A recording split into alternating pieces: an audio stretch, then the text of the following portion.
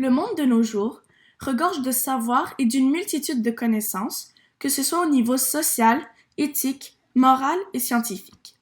Grâce à la science qui a fait de ce monde ce qu'il est, nous avons la chance de connaître au 21e siècle une des plus grandes innovations, l'ordinateur.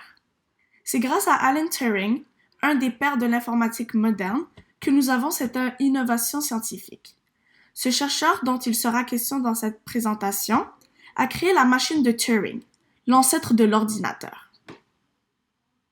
Pour débuter, né le 23 juin 1912 à Londres, Alan Mathison Turing, mathématicien et cryptologue, c'est-à-dire une personne analysant des messages secrets ou cryptogrammes, a révolutionné le monde de la technologie grâce à une simple machine.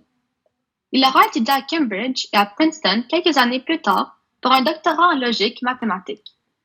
Il finira par poursuivre ses avancées à Bletchley Park, où il travaillera avec beaucoup d'autres mathématiciens et scientifiques afin de résoudre l'énigme de la Deuxième Guerre mondiale. Il sera connu pour avoir été la clé principale de l'apparition des ordinateurs, mais aussi le héros qui aurait mis fin à la Deuxième Guerre mondiale. Revenons à la base. Mais d'où provient cette technologie qui a changé notre simple quotidien? Tout a commencé en 1936 avec Alan Turing, qui a inventé un dispositif informatique hypothétique, la machine universelle de Turing. Il a par la suite utilisé la science en créant ce modèle pour créer une machine qui, lors de la Deuxième Guerre mondiale, réussira à décoder les messages codés de Enigma. Enigma est une machine complexe allemande capable de chiffrer et de déchiffrer des messages. La combinaison de ces trois rotors, un rotor étant une partie mobile d'un mécanisme rotatif, de 26 lettres crée 159 milliards de possibilités. Cependant, à chaque jour, le système de chiffrement changea, ce qui compliquait la tâche de déchiffrer rapidement chaque message. C'est seulement avec l'aide d'une machine et des constantes dans chaque message codé que Turing a réussi à craquer Enigma. Une machine de Turing consiste à être une bande infiniment longue qui est divisée en cellules.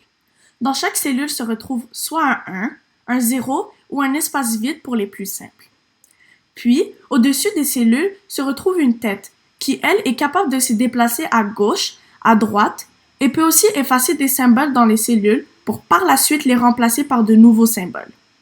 La manière dont la tête se déplace, efface et remplace certains symboles dépendamment des instructions fournies à la machine.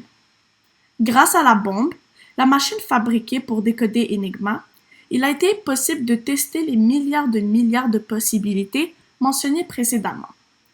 La bombe est capable de reproduire les rotors d'Enigma et essaye jusqu'à 20 000 configurations par seconde. Une fois la position des rotors déterminée, donc une fois qu'ils s'arrêtent, il était possible de déchiffrer une partie du message. Ainsi, la tâche de décoder les messages d'Enigma est devenue beaucoup plus rapide. Aujourd'hui, ce qu'on appelle des ordinateurs sont tout simplement des machines universelles de Turing finies qui peuvent traiter tout algorithme fini. Suite à la création de cette invention, le monde a globalement changé et a été impacté, qu'il soit de niveau positif ou négatif. Il a donc eu un bon grand nombre de conséquences suite à cette utilisation de la science. D'un côté positif, nous avons, dans le cas de Enigma, des millions de vies sauvées et un raccourci pour l'arrêt de la Deuxième Guerre mondiale, qui est donc éthique. En réussissant à décoder Enigma, Turing et les autres ont réussi à intercepter les attaques du camp adverse et ainsi empêcher la perte de générations futures. Par la suite, d'un niveau global, les machines de Turing et les machines qui les ont succédées ont entraîné une avancée médicale et technologique grâce aux précisions des ordinateurs qui a donc, au plan global, sauvé aussi des millions de vies, qui est moral et bon.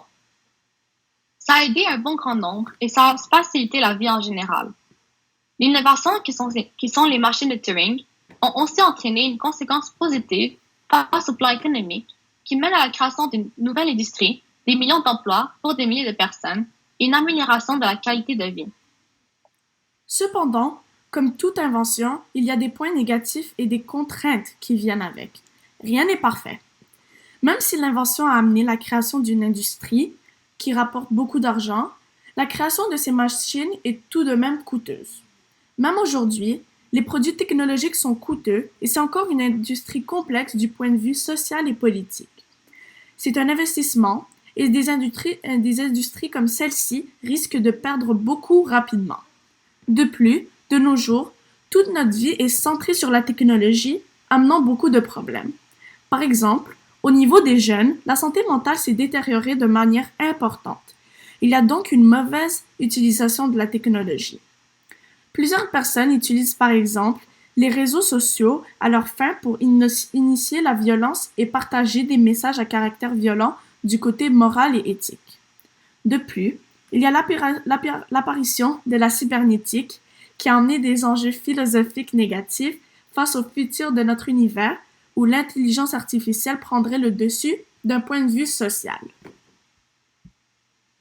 En balançant les pour et les contre, c'est-à-dire les conséquences positives et négatives, nous pouvons arriver à la conclusion que nous sommes tout à fait pour le développement et la création de ces machines. Malgré le fait que ça peut amener des enjeux de santé mentale ou des enjeux économiques, si nous poussons loin, il y a tout de même la qualité de vie, l'espérance de vie et le bonheur des humains qui a été augmenté et amélioré grâce à Alan Turing. Cet homme n'a pas eu autant d'opportunités, mais a changé notre monde et a laissé une grande empreinte sur la vie de chacun et chacune d'entre nous. Nous sommes donc pour et croyons que cette innovation pourra régler plus de conflits qu'elle en cause. Nous pouvons donc deviner que Alan Turing est la définition d'une personne sensée. Il a réussi à résoudre un problème complexe et inconnu en faisant appel à ses capacités de réflexion critique et créative. Il a analysé le problème longuement et comme solution a produit la bombe et les machines de Turing qui ont littéralement sauvé l'humanité. Lors de la Deuxième Guerre mondiale, par exemple, une fois Enigma décodé, son équipe et lui ont dû prendre des décisions éthiques et réfléchies pour être sûr que les camps adverses ne comprennent pas qu'ils ont réussi à décoder Enigma. Il a dû choisir quel bateau ennemi intercepter pour ne pas dévoiler leur découverte, ce qui a sauvé certains et d'autres non. Leurs décisions réfléchies, sont ce qui ont mis fin à la guerre. Par conséquent, il était aussi une personne audacieuse. Comprendre l'Enigma et décoder cette machine si complexe était un long processus, s'échelonnant sur plusieurs mois, années plus précisément. Ce fut un processus rempli d'incertitudes et de hauts et de bas qui nécessita beaucoup de détermination. Lui et les autres mathématiciens et cryptologues ont dû travailler et discuter ensemble, en coopération, pour partager leurs idées et trouver des stratégies innovantes pour adresser le problème. Malgré le stress et les difficultés, il est resté audacieux. Il a su s'adapter au changement, donc au fait que les codes d'Enigma étaient structurés et codés différemment à chaque jour. Un défi comme celui-ci ne peut être surmonté que par quelqu'un d'audacieux.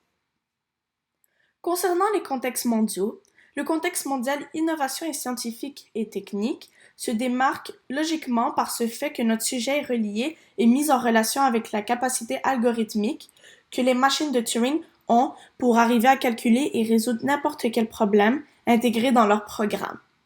Ce contexte mondial englobe le domaine précis de l'impact des avancées scientifiques et technologiques qui sont les machines de Turing sur les communautés et les environnements qui composent notre monde.